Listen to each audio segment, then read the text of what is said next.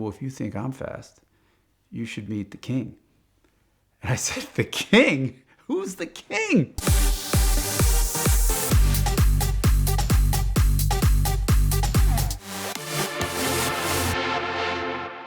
So it's, I think it's about 2015. I was recently in charge of Road and Track magazine, always looking for big stories to make a splash. And if you remember, the Corvette C7 was new at the time. We had a long-termer, so I borrowed it and came down to Pigeon Forge with 4 other buddies just for a driving weekend. We rented a house, we're having a great time. We stopped to get some gas, and we go in to get a snack. And as I'm walking out the door, this guy stops me and he says, "Hey, is that the new Corvette?"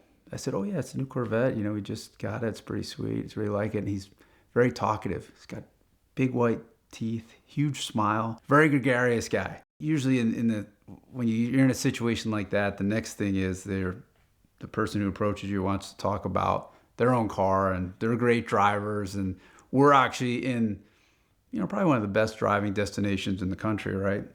Around near Gatlinburg, Pigeon Forge, Tennessee. And I look over his shoulder and I could see he's got a 360 Ferrari convertible. And there's a smaller blonde woman sitting in the passenger seat. She's got this little white fluffy dog. So I really didn't know what to think. And when he says, "Are you going to the tail of the dragon?" that immediately told me this guy probably isn't that serious of a driver, because we were in the area, we thought that road was played out and too crowded, and hadn't even planned to go there. So I said, "No, we're not going to go there." He said, "Why not?" I said, "Well, it's too much traffic. It's too crowded." And he goes, "Not if you know when to go."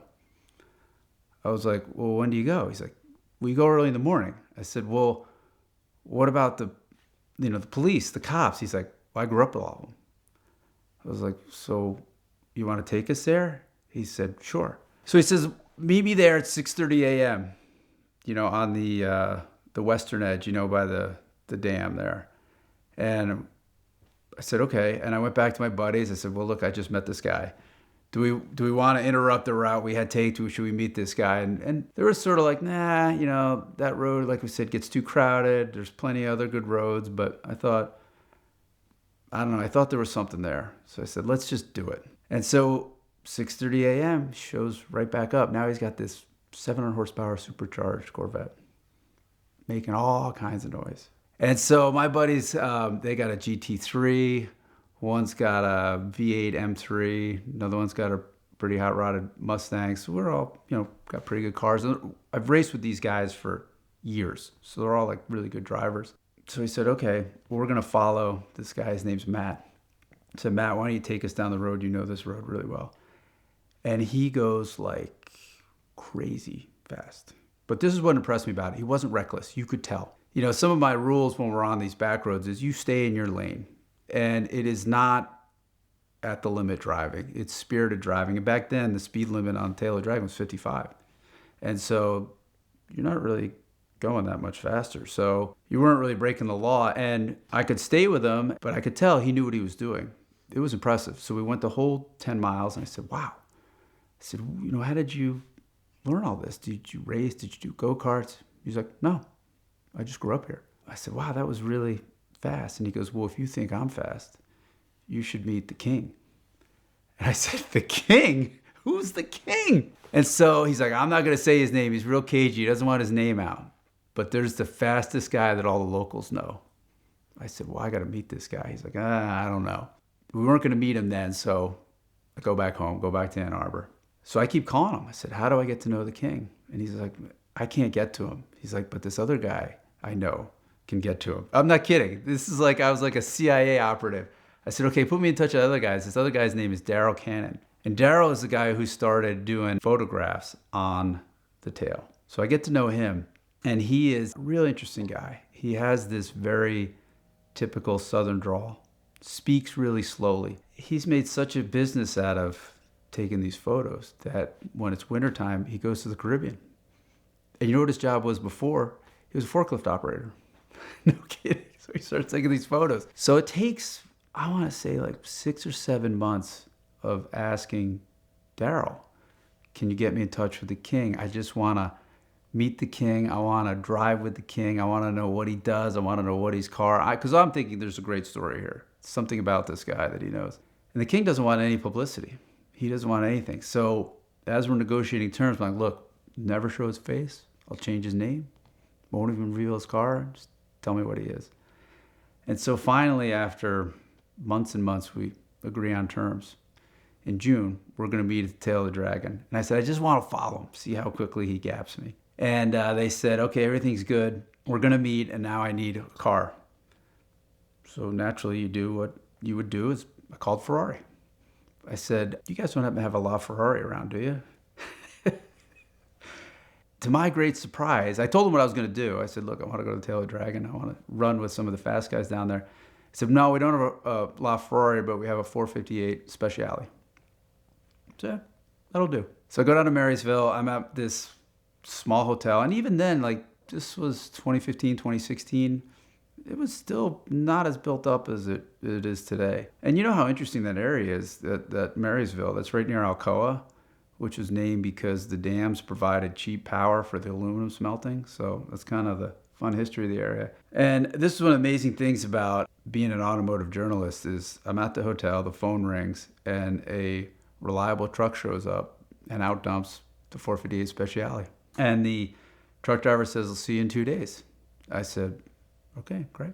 I get out in that car and I grab the photographer and we just go out and we kind of drive the road back and forth, just taking some shots, getting some stuff in the can because who knows what's going to happen. And we run the length of the route, and I had gone pretty spiritedly. You know, I was using the car to try to get a sense of how it drives and what the road is like.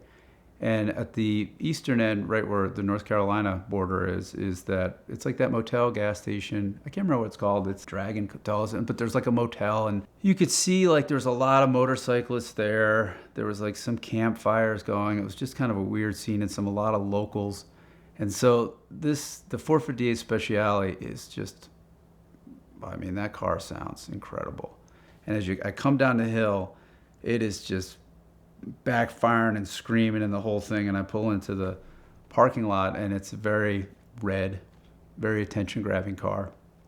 And if you know me, I don't really like that kind of attention. I feel sort of self-conscious. And you can just tell when I pull in and I open up the door, and there's all these kind of scruffy motorcyclists around and maybe some older Camaros, but not like a exotic car scene at all. And it was just, everybody's got their eyes on me. And I felt really, like I said, self-conscious. And somebody comes over and doesn't say a word, but just puts their hands on the tires. And the tires by this point were really hot, and they'd picked up all kinds of gravel. And he just puts his hands on the tire, and he turns around and he goes, they're almost melted. And then suddenly it was like, okay, credibility established. This guy's okay. And then he came over, they started talking to me. One of the motorcyclists had full leathers on. He was an older guy, didn't have a lot of hair. He had his leathers unzipped down to his waist, pretty big white belly. And he starts to talking about the road. What'd you think? What, this or that? I said, well, I don't really know it that well, and it's really tight. There's some turns where the radius tightens up and some opens up, some are banked, this or that. And he says, yeah, and we're chit-chatting, and somebody comes up in another car with the window down and this guy says, hey, I don't want to say his name because I've always agreed that I would keep his name secret. And I recognized the name. And the car drove off. I said, are you the king? And he says, yeah, some people call me that. He was such a local celebrity.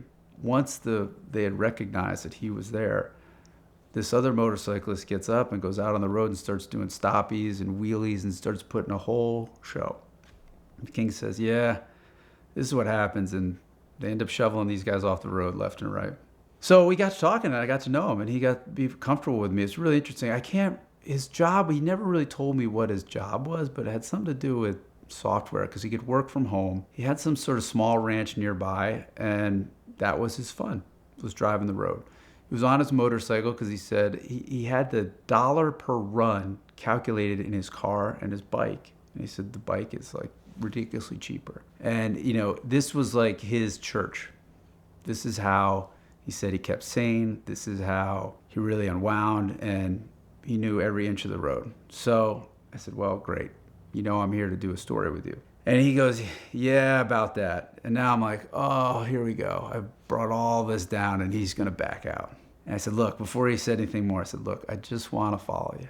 That's it. Nothing else. And he says, okay. He's like, but you got to know I only run at night. I was like, at night? He's like, yeah, that's when I know there's nobody here. I got the whole place to myself and I run at night. I said, well, now I got a little bit of a challenge on my hands. Like, I don't feel comfortable driving that road at night in somebody else's $500,000 car. So I said, well, how about we meet in the late afternoon and we'll just do a run and then we'll wait for it to get dark and just kind of see how it goes. What I really wanted to do was, I had two of these things, these V-Box data loggers that are portable. I wanted to put one with me and I wanted to put one with him. And I just wanted to see what does he do? You know, is his minimum speed faster? Does he brake less fast? I don't know. So we agreed we're going to meet at the Western Edge at 4 p.m. I brought along Zach Bowman, who's working with me at the time, and we had our photographer there, and at 4 o'clock, the King shows up in this FD-RX-7, practically gutted. I don't know what I expected car-wise, but that was a pretty good car. I said, oh, you know, what do you got? And he's like, I got it turbocharged. It's like, it's about 300 horsepower. He's like, that's all you need. And I said, well, what's the fast time on this? And what is it? He said, it's about 10 minutes. I said, no way. Because I'd done the calculation. That was like average 60 miles an hour. And having just driven it in this amazing Ferrari, I was thinking, no freaking way. So we finally decide we're just going to buzz down to the Eastern Edge just for kind of, I don't know how I talked him into it, but we did. And I put Zach in the car with him. Matt, the guy who introduced me to all this, he's there with his 700 horsepower Corvette. Daryl's there. He's got, I think, an S2000. And so the four of us decide we're just going to run down, and the King leads us out. I'm behind. It was amazing to watch him because I've been racing for a lot of years. And when you're in a really intense race, and the one thing I learned long ago about modern road racing is you're really on the edge of control all the time if you're going fast.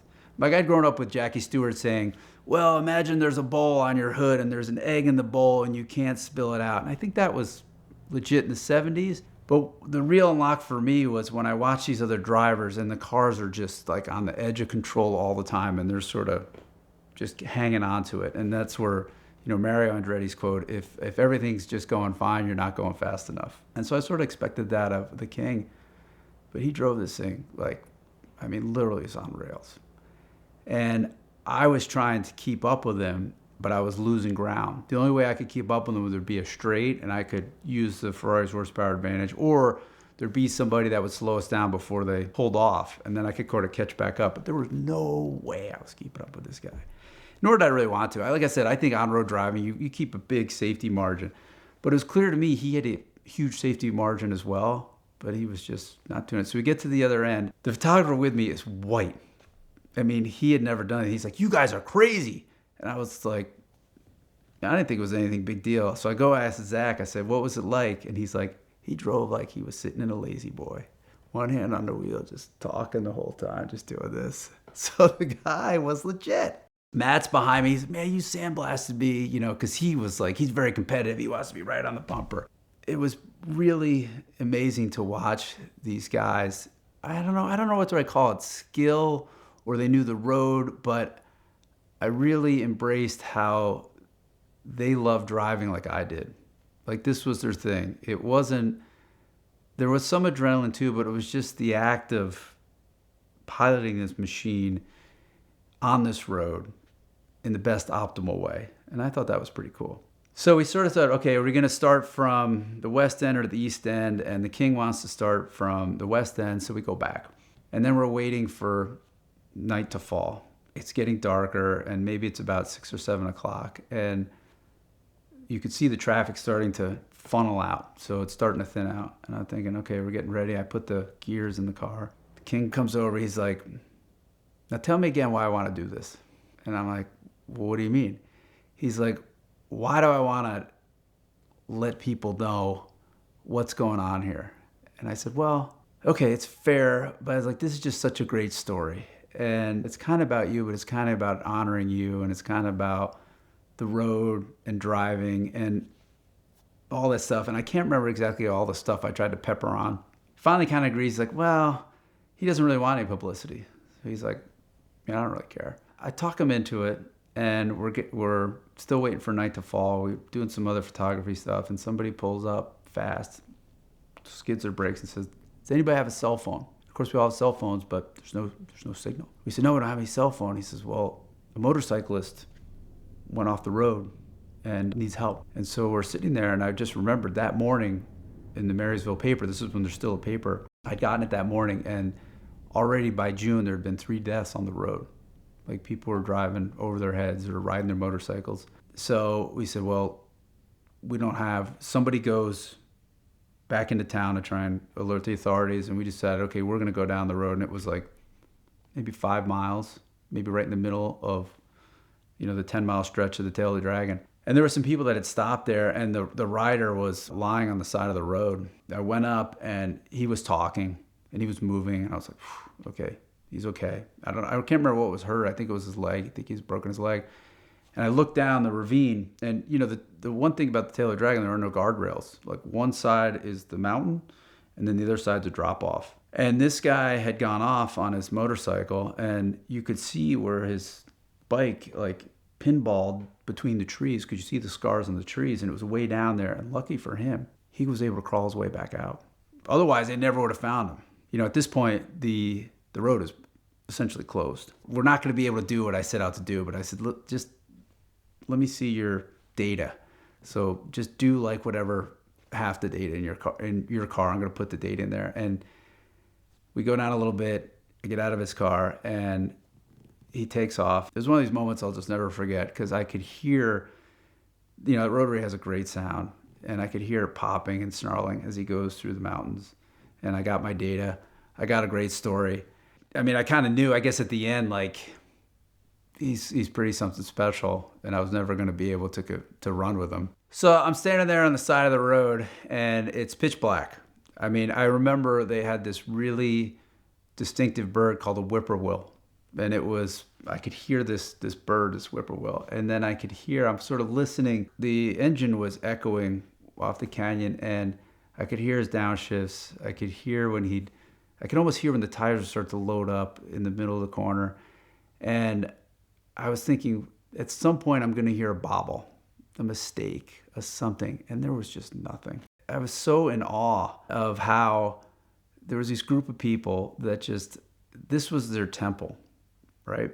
This was how the king this is how he's devoted his life. Every dollar he has goes to keeping his machinery up so he can drive on this road as often as he can. And, just this idea that only for himself, he just wanted to be as good as he possibly could be. And I remember thinking, like, how could I ever explain this to anybody who doesn't love driving? Because essentially what he's doing is he's honoring this thing, this road. Like, that's what he was doing. Like, there's all kinds of good roads there, but he has decided this is the place. This is where he's going to devote all his energies to. And it's kind of crazy on one side, but it's also, kind of cool on another. This month of VINwiki Car Stories is brought to you by Bridgestone, and the most exciting news out of Bridgestone is the brand new release of their Alenza Prestige tire. The Alenza Prestige Highway tire is for drivers who want a long-lasting, elegant, and comfortable ride without compromising at all on wet weather performance. Amazing tire that features their next generation Enlighten technology, as well as their Quiet Track technology. An in-groove feature designed to reduce tread pattern noise combined with a wide center rib that helps to deliver a whisper-quiet ride with comfortable and responsive handling. So check them out now at the link in the description below to learn more about the Alenza Prestige tires from Bridgestone and the entire Bridgestone family of products.